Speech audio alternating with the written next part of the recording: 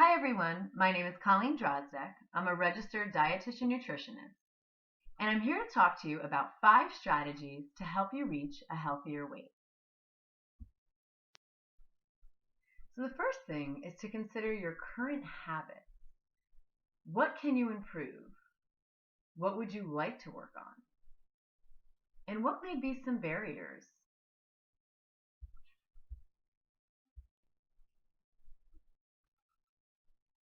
You're also going to want to consider past challenges. So what are some past challenges to maintaining healthy habits? Did you have a stressful job? How about a busy schedule? Maybe a shift in routine? Or perhaps a major life change?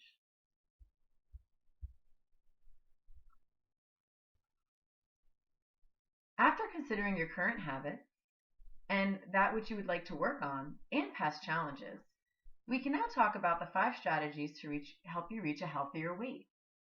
And I also want to mention these strategies are not listed in any particular order. And I recommend starting with the one that you think would be most helpful and that you're motivated to actually do. So the first one listed here is prioritize your health.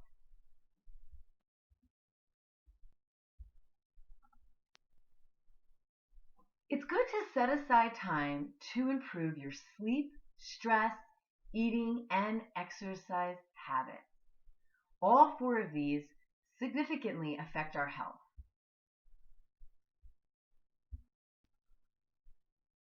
So I'd first like to talk about sleep. Do you wake up most mornings feeling well rested and ready for the day? It's a good question to ask ourselves. If not, you might want to consider the following. Do you wake often throughout the night? Are you under a lot of stress, which may be a reason why you're waking often throughout the night? Another reason why you may wake often throughout the night is, are we drinking too much water before we go to bed? And we have to get up and go to the bathroom. Do you use an electronic device before bed? Or fall asleep with the TV on? I'm pretty sure a lot of us are doing this, especially the electronic device, using our phones before bed, checking emails, checking, social media like Facebook. Are you eating a large meal close to bedtime? Are you consuming too much caffeine during the day or afternoon? Caffeine affects everybody differently. It's because we metabolize it differently. Some people metabolize caffeine faster than others. So if you're a slow metabolizer, it might be in your system much longer, which can affect your sleep. Do you go to bed around the same time every night? It is ideal to have a solid bedtime that we go to bed. And in fact, between 9, 10, maybe 10 p.m., if possible, is at least a good time to, start going to bed, get in bed, and get ready for our sleep. Is there a medical condition that's affecting your sleep, such as sleep apnea?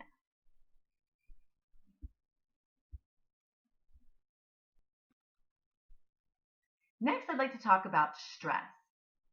It's important to identify sources of stress in your life and think about whether it's something you have control over and can change or not. If it's something in your control, consider what can be done to improve it. However, if it's not something that's in your control, it is important to find healthy ways to manage your stress. And I also want to say too, it is okay to seek help from a healthcare professional if you have issues or have trouble trying to manage your stress. However, some things to consider include deep breathing, meditation, yoga, enjoyable movement. And what I mean by enjoyable movement is doing something that you like to do that involves moving your body. For me personally, it's hiking in the woods. I love to hike, and it makes me relax, and it actually gives me exercise, which is great too. Journaling is another one. Walking with a friend and calling someone supportive. All of these are healthy ways to try and manage your stress. Next, I want to talk about eating habits. It's good to ask yourself the following. What am I eating? Does my diet consist of things such as whole foods, like eggs, chicken, beef, tofu, broccoli, sweet potatoes? Or is it more processed, like hot dogs, french fries, and pizza? Do I spend my time planning my meals and snacks? If we plan meals and snacks, we are more likely to eat healthier and set ourselves up for success. Do I routinely skip meals? If we skip meals or skip a meal during the day, we may end up more hungrier later on and overeat. So I typically recommend individuals try eating every 3 to 5 hours. Do I eat out more than 1 to 2 times a week? The more we eat out, the more added or extra calories we'll take in, most likely, and more unhealthy fats and higher amounts of sodium. Am I making good choices when I eat out or bring home takeout? And do we know what a good choice is? Do I sit down for meals or eat on the go? Do I take my time with meals and snacks? If we're not sitting down for meals or eating on the go, we're probably not taking our time with meals and snacks. And this is important because it takes about 20 minutes for the signal to go from your gut to your brain that you are full. And one way we can help to slow down our meals and be more mindful is to put our fork down between bites. And also eat without distraction. So sitting at a table and eating our meal or snack if we can. Lastly, it's good to ask yourself, do I eat when I am stressed, lonely, bored, sad, or even happy? It is ideal to eat mainly when we are physically hungry, and be aware if we are eating when we are stressed, lonely, bored, sad, or even happy. Lastly, when it comes to prioritizing our health, we want to consider exercise or movement. And the most important thing when it comes to exercise or movement is making it something you enjoy and can stick to. I picked this picture of a woman walking through the woods because that's one of my favorite things to do personally. It's important to consider the following. What would you like to do? Are there any barriers? Perhaps you have a bad shoulder or you have knee pain. So we need to consider these things. When can I do this? When is a good time of week for you to do this? How many days can you do this? Have a plan. Very, very important. How can I stay consistent? Again, we need to have a plan. And why should I do this? Always focus on your why, because that is going to be your biggest motivator. And a really good motivator to have is your health and being healthier.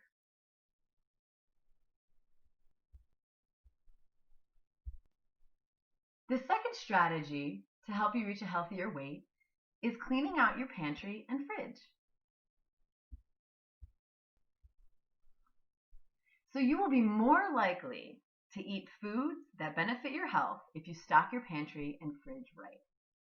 Again, setting ourselves up for success. So in learning how to best stock our pantry, let's talk about grains. It's best to clean out the refined. So what I mean by that are the white breads, pastas, rices, flours, and muffins. Crackers, chips, unless they're whole grain, and also unless the muffins are whole grain as well, by the way. Cereals with less than 3 grams of fiber and more than 8 grams of sugar per serving, and low fiber, high sugar snack foods such as cookies. It's then best to stock up on the whole. So by that I mean steel-cut oats or old-fashioned oats. Sprouted bread, an example of that is some Ezekiel bread, or Fred Meyer also has a sprouted legume bread that is good as well. Typically find that in the freezer aisle.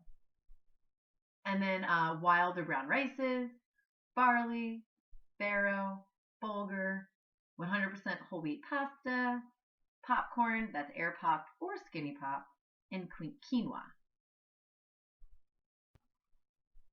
So next I'd like to talk about fruits and vegetables. So what should we clean out? Well, fruit with added sugars, including sweetened dried fruit like craisins, fruit packed in syrup, and fruit snacks. Fruit snacks, even if it says it's made with 100%, real juice or fruits, they don't have the good whole food nature of whole food, like eating a whole orange. They lack the fiber. Juice is another example of that. Juice, even if it's whole, just made from oranges, it lacks fiber. So and fiber helps to slow down the absorption of the sugar from the juice. Or from the fruit, I should say. So again, we want to eat the whole fruit, not drink the juice. Frozen vegetables with added sauces, and French fries. Again, all things we want to clean out of either our freezer or pantry or perhaps our fridge. And what should we stock up on? Well, any fresh or frozen starchy or non-starchy vegetables. So some example of starchy vegetables would be sweet potatoes, winter squashes, and some non-starchy veggies are summer squashes, onion, broccoli, tomatoes. We also want to stock up on fresh, frozen, and unsweetened dried fruits if we like those things, but again, be mindful of those portion sizes. And fruit cups, packed in water, that is. Another thing to remember too is we can also leave certain fruits or vegetables out on the counter, and if we have them in sight, we're more likely to eat them. So things maybe like apples or cherry tomatoes are something good we can keep out on the counter. We're more likely to grab them if they're on the counter. So next I want to talk about dairy and dairy alternatives. So what should we clean out? Well, things like sweetened yogurts. An example of a sweetened yogurt is usually the fruit on the bottom yogurts like vanilla, or I should say strawberry, blueberry, peach, things like that. Sweetened milks, such as chocolate milk, processed cheeses, and sweetened nut and soy milks. And what should we stock up on? Well, plain or lightly sweetened Greek yogurts are my favorite, are a big go-to of mine because they're a good source of protein. Got some calcium in there, and they are filling and delicious too. So some examples are the 2% Faye yogurt, plain, and Chobani less sugar is a good one because it has some sweetness, but it is definitely a healthier choice and has less sugar than the regular vanilla Chobani Greek yogurt. Unsweetened nut and soy milks, reduced fat milk, cottage cheese, non-processed cheeses, and whipped cream cheese. All good choices. Next, I want to talk about protein. So what should we clean out? Well, excessive amounts of processed meats, such as lunch meat, that can be like turkey or ham, bacon, and sausages. Fried fish or chicken, fatty cuts of meat, and baked beans, because they usually have a lot of added sugars. And what should we stock up on? Well, eggs. Eggs are a great source of protein, healthy fat, and vitamins and minerals. Lean beef, chicken and turkey, fish, especially fatty fish like salmon and trout, tofu and tempeh, dried, boxed, bagged, or canned beans, and picking a low sodium or no sodium is ideal, and dried lentils. Next, I want to talk about fats and oils. So what should we clean out? Well, highly processed oils such as corn, canola, and soybean, and nuts with added sugars and preservatives. So before we buy nuts, turn over and read that food label and make sure what's listed is just the nut, maybe some little bit of salt, and perhaps an oil in there. Other than that, I would put it down and go for a better choice. So what should we stock up on? Well, raw or roasted nuts are a good choice. Nut butters, anything like almond butter, peanut butter, cashew butter, anything like that. Seeds, so chia seeds, sesame seeds, pumpkin seeds, avocado, olive, sesame, and coconut oil. I particularly cook with a lot of avocado oil, and olive oil is good for salad dressings or light sautéing. Avocados, which are great, you can put in salads. You can even puree and make desserts with, healthier desserts, and olives. Lastly, I'd like to talk about beverages. So what should we clean out? Well, things like sweetened beverages such as soda, fruit punch, iced tea, juice. Again, these are all liquid calories with lots of sugars, and again, not good for weight loss. Energy drinks, usually high in sugar, a lot of caffeine, not a good thing to keep in our cupboards. Well, what should we stock up on? Well, water. That is, if you drink bottled water, or you could also drink filtered water, water from your tap, whatever you decide. That's fine. Seltzers could be flavored seltzers, particularly without any added sugars, though. Teas without added sugars, and coffee. The third strategy is to plan balanced meals and snacks. Once again, setting ourselves up for success. When it comes to planning meals and snacks ahead, it's good to pick a day of the week that you have plenty of time, or at least I should say an hour or so to do it.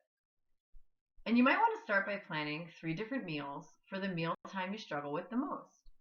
So for some people that might be lunch, and others that might be breakfast, or perhaps dinner. And you want to get the whole family involved. That way, you can have some meals in there that your family also enjoys. So you're not making, let's say, 2 different things at once for dinner, for example. It's also good to search for recipes to try. 2 good websites I find are eatingwell.com, and Diabetes Food Hub is a good one, even if you don't have diabetes. It's a great resource. You also might want to try setting a goal to try 1 new recipe per week or every other week. Again, to add in a little bit of variety. You might want to consider batch cooking as well. So maybe cook up a few pounds of chicken that you can throw into different recipes, or maybe cook up 2 pounds, and for one you can make shredded chicken for tacos, and the next you can throw it into some soup. You also might want to try planning 1 to 2 go-to snacks for work, on the go, and at home. We will be providing a snack handout as well to give you some ideas. So when we're planning meals and snacks, we want to make sure that they're balanced. And we might be either modifying our current meals or perhaps looking at recipes. So we want to make sure that these recipes are balanced as well. And what do I mean by balanced meals? Well, we can start by saying making half your plate non-starchy vegetables. So that could be anything such as a salad, or perhaps some roasted veggies like broccoli and onions. But again, half your plate non-starchy veggies. Next, we're going to make 1/4 of our plate a protein. So that could be anything like a lean piece of beef, about the size of a deck of cards to the size of our palm, or it could be some chicken or tofu, anything of that sort. Next, we do 1/4 of our plate a whole food carbohydrate. So that could be a half a cup of beans, about a mouse size, so like a computer mouse size sweet potato would be considered a whole food carbohydrate. We also want to make sure that we balance our snacks. So the way we could do that is pairing a higher fiber carbohydrate with a protein and or fat. So an example of this would be some apple and almond butter, or mini bell peppers, and stuffing those with some goat cheese. We will also, like I said, be providing a snack handout with some more ideas. So this slide is an example of what a balanced plate would look like. On our left side here, we have our non-starchy veggies that take up about half the plate. We also have digestives listed, so those are things such as fermented foods, which are good for our gut. The other 1/4 on the other side of our plate are our proteins, so things like chicken, turkey, fish, eggs. Nuts and seeds are listed as well. Those mainly have healthy fats, but they also have a little bit of protein. Legumes are listed too. Legumes being things like beans and lentils. Those are protein. Those have both protein and are considered more. They have carbohydrate, so they can be considered up in the other 1/4 of the plate where the whole grains and starches are listed as well. Some other examples of whole grains and starches would be things like brown rice, quinoa, oats, As I said before, sweet potatoes, anything of that sort. And then in the middle, we have our healthy fats here. So things such as avocados, like I said, nuts and seeds, and fatty fish. Now, fatty fish is, again, a healthy fat, but also a source of protein. And typically for our healthy fats, we might be cooking them. So we might cook our veggies, let's say in avocado oil, or, perhaps we might be roasting our sweet potatoes with some avocado oil or maybe olive oil, or perhaps putting avocado on our salad. So hopefully this gives you a nice idea of what a balanced plate looks like. So when we're first starting to balance our meals and snacks, one way to do that is consider incorporating more whole foods over time. And one way to do that is perhaps filling a quarter to half your plate at lunch and dinner with non-starchy veggies. So if you're not a big vegetable eater currently, that's okay. Let's just fill a quarter of your plate. And those veggies can be anything like a salad. So let's say pick your lettuce of choice and then add some other raw veggies. Let's say just tomatoes and carrots. That's totally fine. Perhaps you might want to saute some greens like spinach and olive oil and garlic. Or maybe roast some veggies or grill some vegetables and add those to your dish. We can even do fresh or frozen. We can take fresh or frozen veggies and steam them. Maybe sprinkle with some Parmesan cheese. We can even microwave frozen vegetables as long as there's no added sauces. That's a great way to get in some veggies. Alternatively, if you don't want to put veggies with your meals, start choosing vegetables when snacking. So perhaps take a bell pepper, chop it up, and dip it in some guacamole. Or perhaps some mashed beans you've made. Any way we can, or perhaps celery and some almond butter.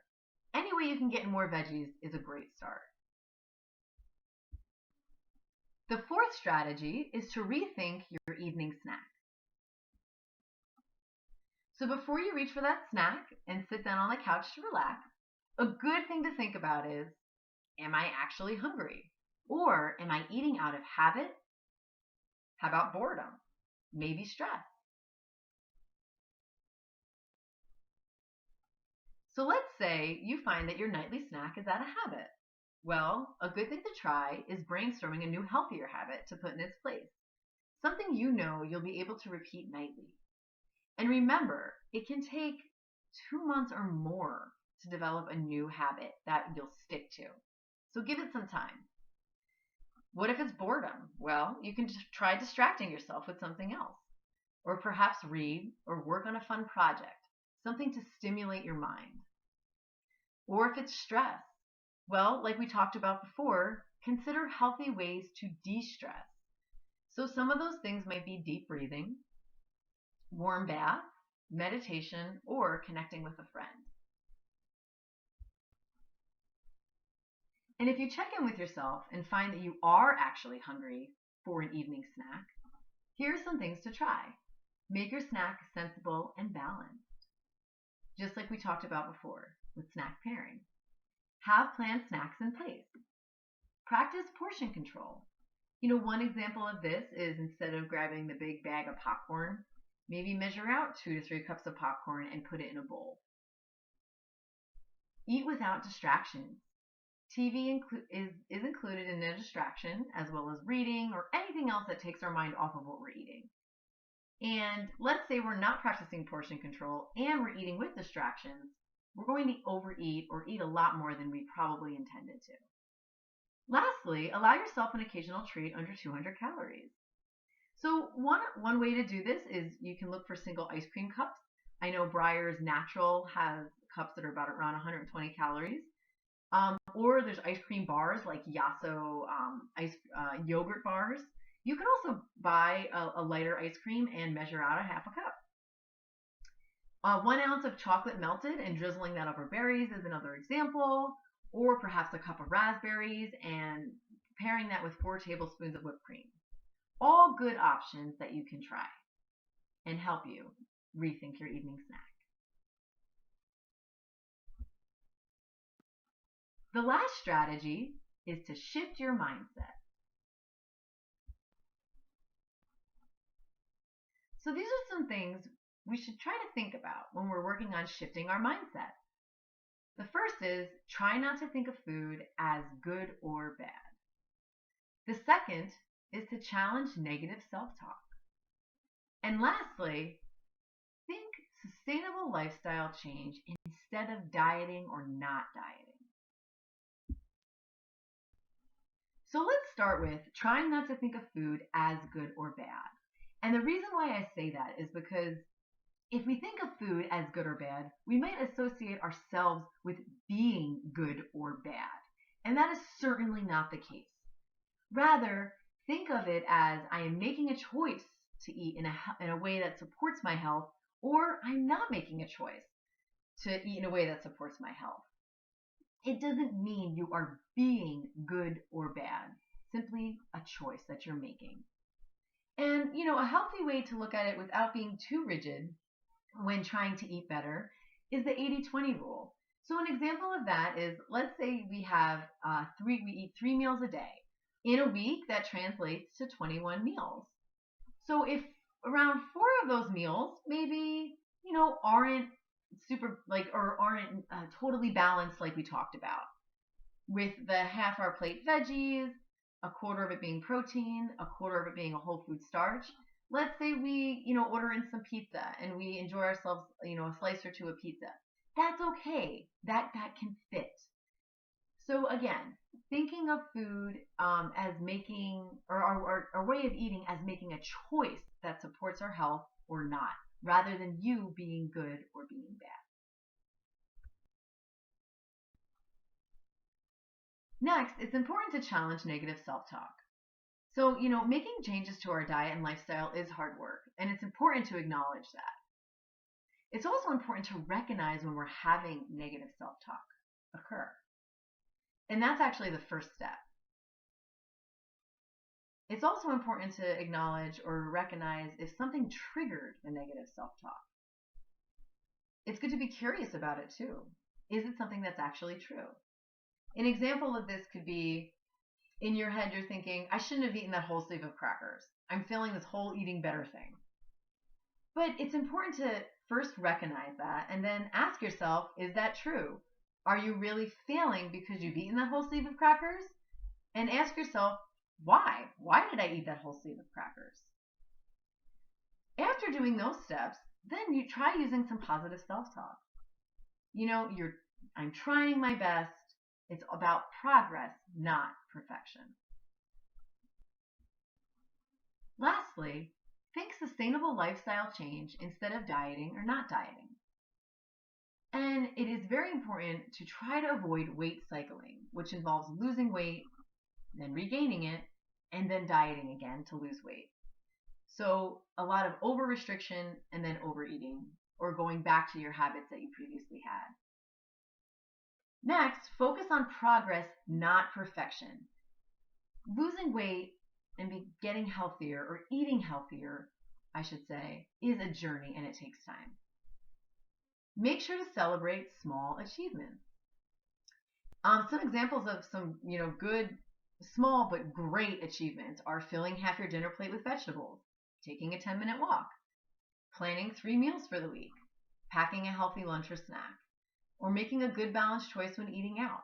These are all great things you have achieved, and it's important to celebrate them. And it's important to celebrate them in a non-food related way as well. So perhaps buying yourself some new walking shoes, renting a movie that weekend, something or that you can come up with that you find rewarding. Lastly, be flexible and stay curious. So being flexible involves really letting go of those strict and rigid dieting rules. For example, if you overeat or eat something that was not the best choice, reassure yourself that it's okay. And it's totally normal, might I add. And make your next meal or snack a healthier choice. So pick up right where you left off. Being curious is important because you can be curious as to why did you indulge? Did you undereat that day? Did you skip a meal? Were you feeling down or stressed? Did you feel and you felt like you deserved it? Were you celebrating? Were you bored? Were you eating while you were distracted? Or did you overindulge just because you really wanted to? You just felt like you wanted to in that moment. It's important to be aware of why. and stay curious. I also wanted to mention that being flexible is associated with a healthier body weight, success in keeping weight off, and causes less psychological distress and improved well-being. Lastly, remember, it takes time to lose weight, but it doesn't take a lot of time to start improving our health. We can do that by making our next snack or meal choice a healthy one, balanced and whole. So I just wanted to recap what we discussed today. 5 strategies to help you reach a healthier weight include prioritizing your health, cleaning out your pantry and fridge, planning balanced meals and snacks, rethinking your evening snack, and shifting your mindset. So I just wanted to thank you for taking time out of your day to watch this webinar, and I hope you enjoyed it. And please feel free to come check out our website at www.sounddietitians.com. You can check out our blog for nutrition-related information as well. You can also reach us by phone. And I also wanted to say a thank you to our sponsors, Verdant Health Commission and Silly Valley Health Connection. And consider checking out their event calendars for either of our sponsors, where virtual classes are being held on a variety of topics. I hope you enjoyed the webinar. Take care.